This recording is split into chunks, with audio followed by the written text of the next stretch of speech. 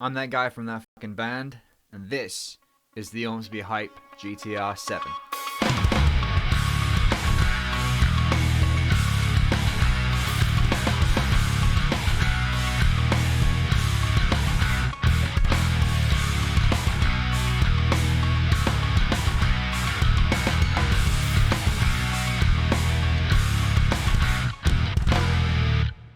Hi, this is Max, and today I'm going to show you this thing.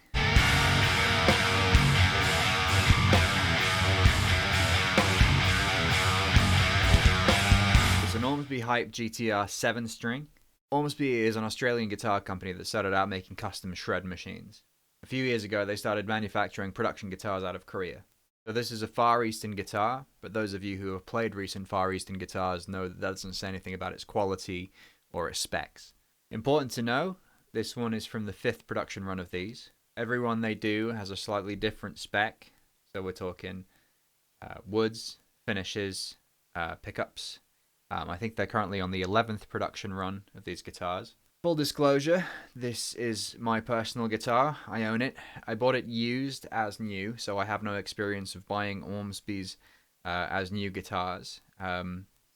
It didn't have any issues when it came to me. However, I'm just going to show you a couple of things about the case that does have a couple of issues with it. The guitar comes with an Ormsby branded hard shell case, which looks cool, but honestly, it's not the best quality. The plastic doesn't feel like it would stand up to much abuse. And then there's this aluminium gasket here, which is just bent right out of shape. On the inside, you'll see that it's not molded to the guitar, which means it can move around. So what you get is this. So it's not great. The thing is that these days, some guitars at this price point don't come with hard shell cases at all, so you could consider this a bonus. But this is okay for stacking storage or chucking in the car on your way to band practice. However, if you're going on tour, I'd look into a better option. Back to the guitar, let's take a look at the specs. So you've got a 3-piece alder body here. On top you've got a Macassar Ebony veneer, which is repeated on the headstock here. And all around the body and on the headstock you have this cream binding that only stops right here where you have this elbow contour, which is really nice.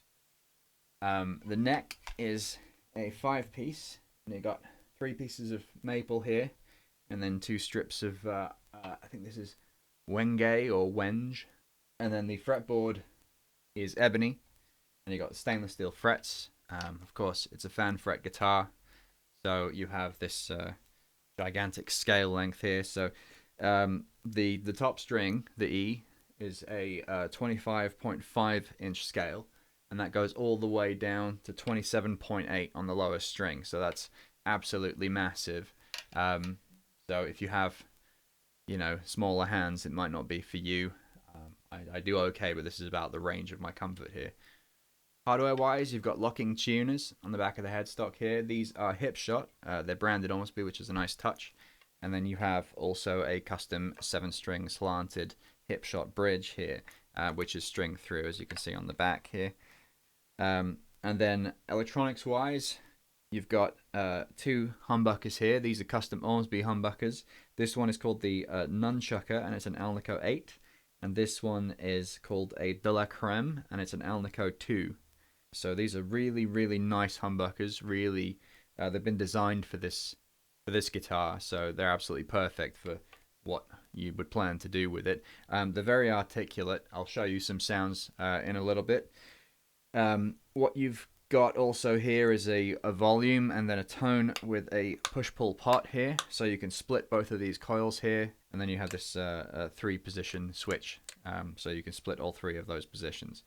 This guitar doesn't come with strap locks. I highly recommend installing them. So on this one, I have the shallow version of strap locks. An interesting thing about this is that on the bottom of the guitar here, you see the strap pin has been fit slightly higher than it normally would be, because the jack input is actually dead center to the body. I don't know if that has any specific advantages. It's a cool little touch. Some people might find it better. I don't know. This is a set neck guitar, and you can see here the heel joint is nicely contoured and quite smooth. The transition between the sort of the gloss urethane finish and then the satin finish on the back of the neck is extremely neat, very, very sharp there. So that's a cool thing. It does hold comfortably in the hand, and you did get quite good at access to the upper frets, so it's very decent indeed.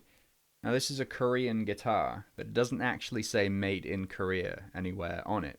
What you've got here, the stamp on the back of the headstock, says manufactured by World Music. Now, anyone who knows anything about guitar manufacturing will know that World Music is a Korean guitar manufacturer. However, it sort of gets around the sort of having to point out that the guitar is made in Korea. A lot of people are still snobby about that kind of thing. I don't really understand it myself when you know the kind of quality that comes out of that country. In the Far East generally, we're not where we were, 20 years ago, 15 years ago, where, you could assume that a guitar that came from the Far East was maybe, lower quality than one that would be made in America or Germany, for instance. These days, if people are going to be picky about where the guitars come from, then generally I think it's just residual snobbery from that kind of thing. So this neck profile is fat. It's a big, chunky D with generous shoulders. So on top of that, with the neck lamination, you've got a very stable neck, very thick, very big. However, it does make the guitar top heavy, so you've got to be careful when picking your strap. The logos are interesting here as well. So you have your Ormsby logo on the truss rod cover. You don't have it anywhere on the headstock. Normally you'd have an inlay or some kind of decal. You've got it on the back of the headstock, as we saw a moment ago. But then what's really interesting here is that you've got it on this plate on the back of the guitar here. Now that's a very clear reference to another manufacturer. The elephant in the room here is that this is, I don't know if you'd call it a copy, a rip-off, an homage, whatever you want. It's very clear this design is inspired by a British manufacturer called Black Machine Guitars. In fact, the custom shop version of the Hype GTR is called the Hype Machine, which is in reference to the Black Machine, in reference to the fact that these days their air is rocking horse shit. So Ormsby are clearly not being coy about this.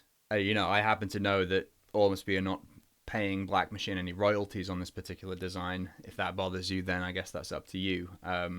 The reality is that they're really not competing in the same kind of price range. Moving on, how does this thing sound? I'm not going to dwell on the effects of the tone wood selection in this guitar. I have some thoughts on that, but we can go into it more in depth in another video. The key to the sound of the guitar is really in the pickups. Now, these are designed for use in extended range guitars. What does that mean? Well, extended range guitars are normally tuned down, sometimes way down compared to standard tuning. So obviously the pickups have to take that into account.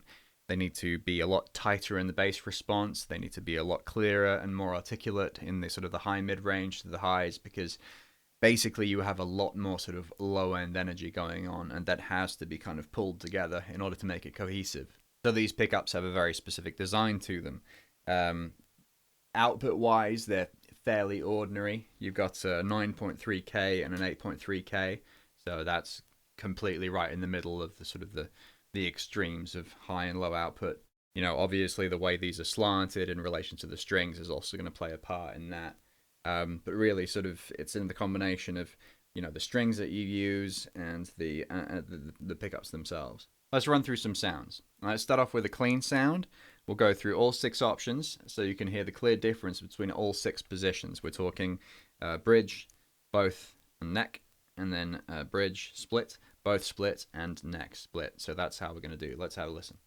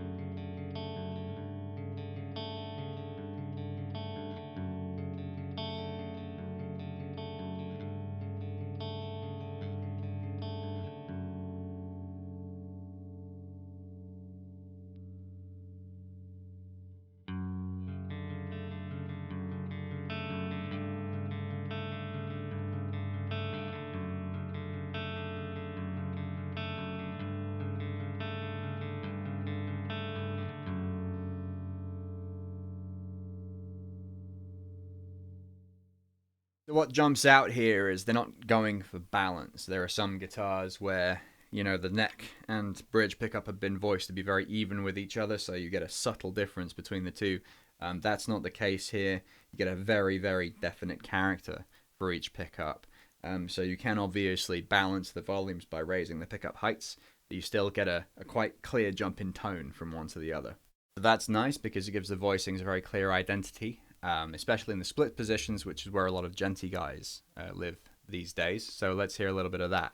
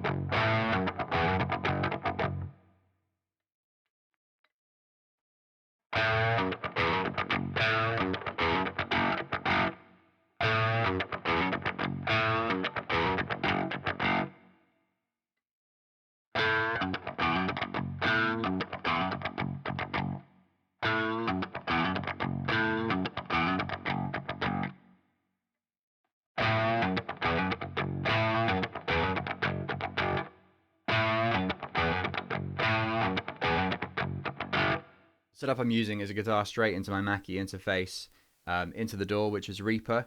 The amp I'm using today is the Neural DSP 14 Cali suite, and I'm putting on a touch of reverb using the Waves Abbey Road plugin. Now what we're all here to see is the guitar cranked all the way up. I prepared a little track here to give you an idea of how it sits in a mix. By the way, you'll have noticed the tuning. So this being a baritone scale, you can get all the way down to F sharp with it without the strings at the bottom going flubby. So that's what I've done. What I've put on it is a baritone 6-string set with an extra 74 at the low end. So that's fairly beefy. Here we go.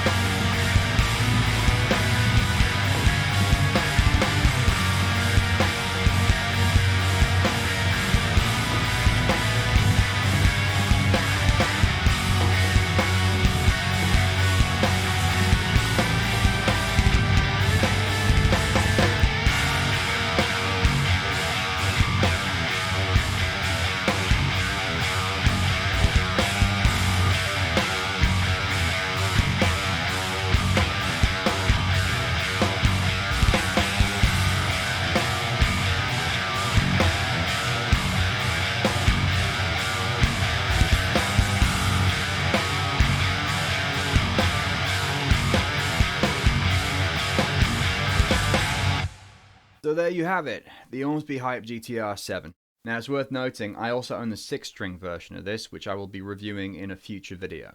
In the meantime, if you've enjoyed this review and you like what you've seen here, then please drop me a like, subscribe, ding that bell, leave a comment below if you have any suggestions or you want to let me know what you'd like to see more of in future.